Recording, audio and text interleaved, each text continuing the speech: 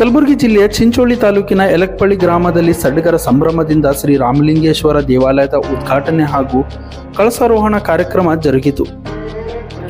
ಯಲಕ್ಪಳ್ಳಿ ಗ್ರಾಮದ ಶ್ರೀ ಅಮರೇಶ್ವರ ಹಿರೇಮಠದಿಂದ ವಿವಿಧ ವಾದ್ಯಗಳೊಂದಿಗೆ ಕಳಸ ಮೆರವಣಿಗೆ ಮಾಡಲಾಯಿತು.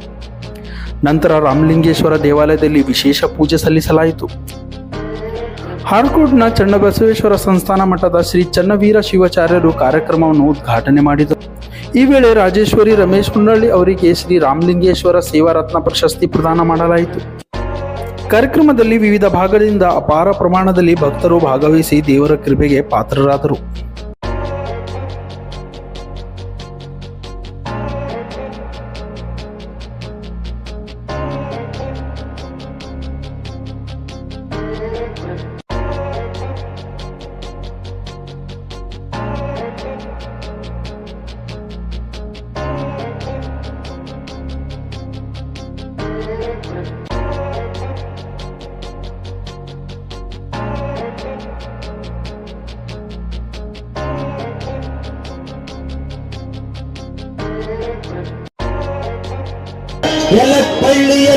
ಶ್ರೀ ರಾಜೇಶ್ವರಿ ಶ್ರೀಯುತ ರಮೇಶ್ ಹುನ್ನಳ್ಳಿ ದಂಪತಿಗಳಿಗೆ ರಾಮಲಿಂಗೇಶ್ವರದ ಒಂದು ದೇವಸ್ಥಾನದ ವತಿಯಿಂದ ಮತ್ತು ರಾಮಲಿಂಗೇಶ್ವರ ಎಲ್ಲಾ ಭಕ್ತಾದಿಗಳ ವತಿಯಿಂದ ಇಂದಿನ ಪವಿತ್ರ ಪ್ರಸಂಗದಲ್ಲಿ ಶ್ರೀ ರಾಮಲಿಂಗೇಶ್ವರ ಸೇವಾರತ್ನ ಎನ್ನುವಂಥ ಪ್ರಶಸ್ತಿಯಲ್ಲಿ ಪಡೆದುಕೊಂಡಿದ್ದಾರೆ.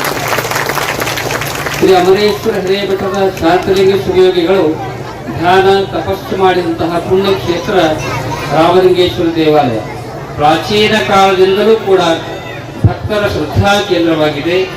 ಈ ಸೇವೆಯನ್ನು ಮಾಡಬೇಕಾಗಿತ್ತಂದ್ರೆ, ದೇವರ ಸೇವೆಯನ್ನು ಮಾಡಬೇಕಾಗಿತ್ತಂದ್ರೆ ಯಾವಾಗಲೂ ಒಂದು ಉತ್ಸಾಹದಿಂದ ಮಾಡತಕ್ಕಂತ ಒಂದು ಭಕ್ತರನ್ನ, ಒಂದು ಯುವಕರನ್ನ ಎಲ್ಲಿ ನೋಡ್ತಾ ಇದ್ದೀವಿ ಅಂದ್ರೆ ಅಲ್ಲಿ ಯಲಕ್ಪಳ್ಳಿ ಗ್ರಾಮದಲ್ಲಿ ನೋಡ್ತಾ ಇದ್ದೀವಿ ಅಂತಕ್ಕಂತ ಮಾತನ್ನ ಈ ಸಂದರ್ಭದಲ್ಲಿ ಹೇಳಬೇಕಾಗ್ತದೆ.